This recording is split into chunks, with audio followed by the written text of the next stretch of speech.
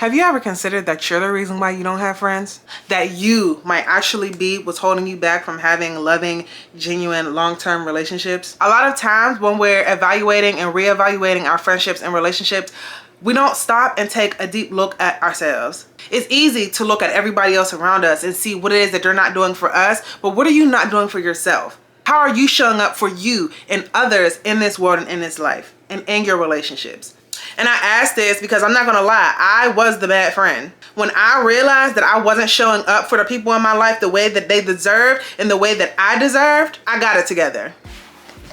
Hey there, loved ones. Welcome back to Fully Loving Yourself. My name is Sonya Star J. If you are new here, please go ahead and hit that subscribe button for me, okay? Today, we are going to be talking about friendships, and we're going to be talking about why you might be the reason why you don't have friends. If you're one of those people that's always complaining that you can't find friends, you don't like hanging with people of the same sex or the opposite sex, people are weird or fake, this video is going to be for you.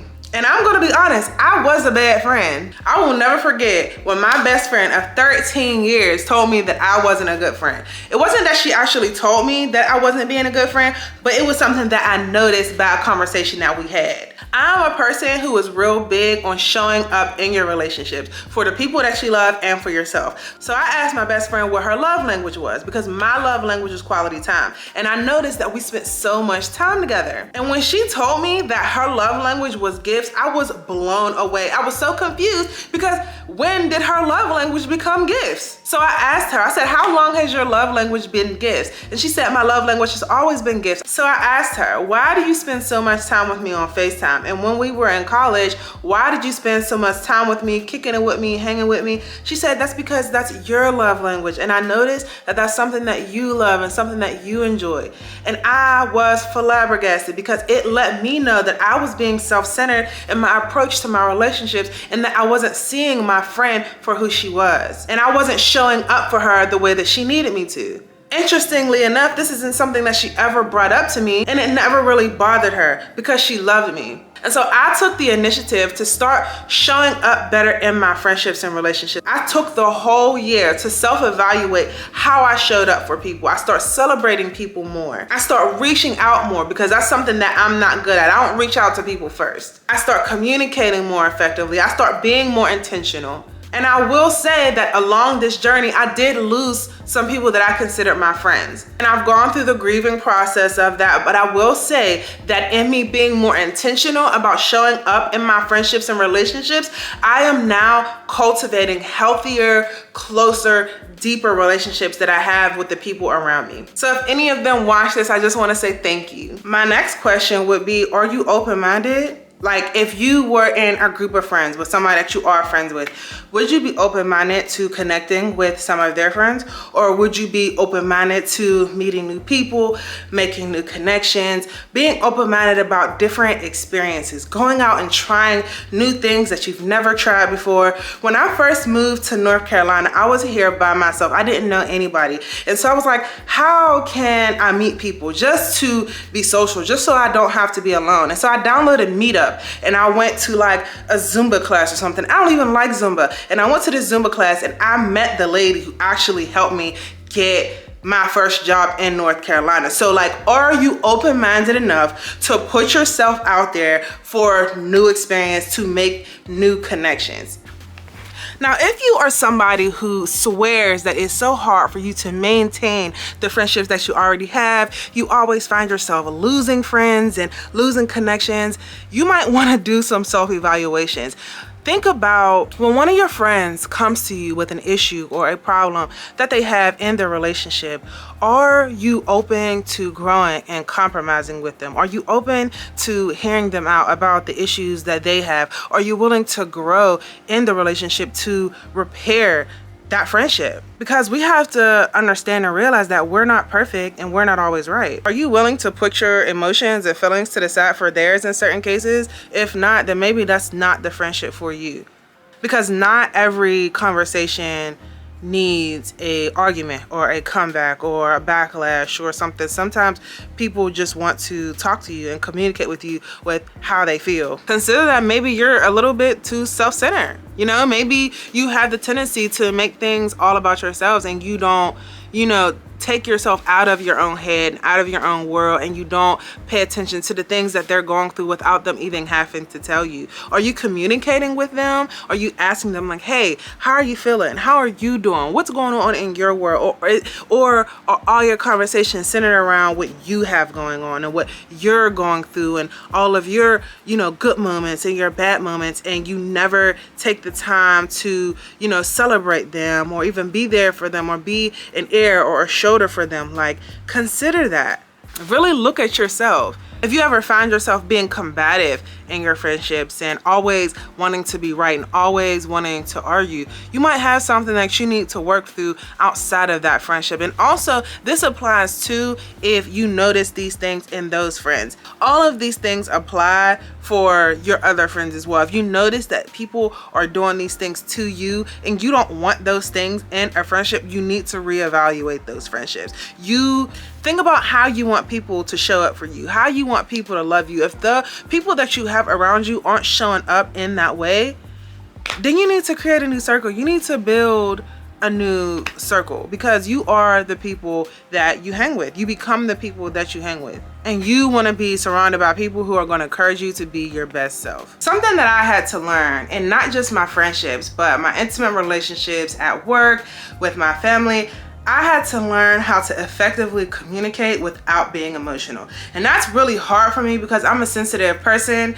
I am a Cancer, okay? I'm a crybaby, and oftentimes I tend to take things personal, and I don't like when people tell me, don't take things personal, it's not personal. I don't like that, but it is something that I've had to learn. But as I've gotten older, I've realized that, there are some ways that I could be better in communicating. When I'm going through something or I'm being distant, when I'm going through something, I have people in my life who like to know that I'm going through something while I'm going through it. Just sending them a text like, hey, I'm really struggling right now, and I'm going to be, I'm gonna be a little distant for like a couple weeks.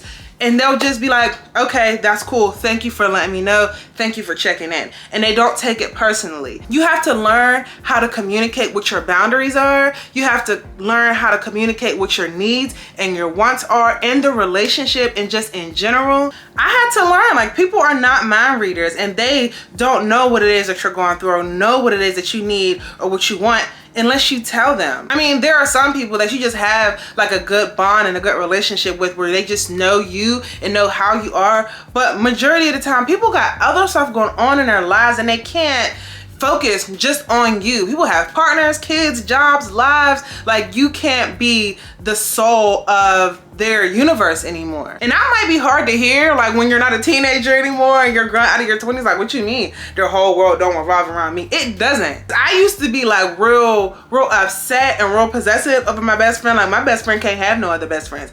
But it's like, she can have other friends. We can't survive in this world with just one friend. I can't believe I used to think like that.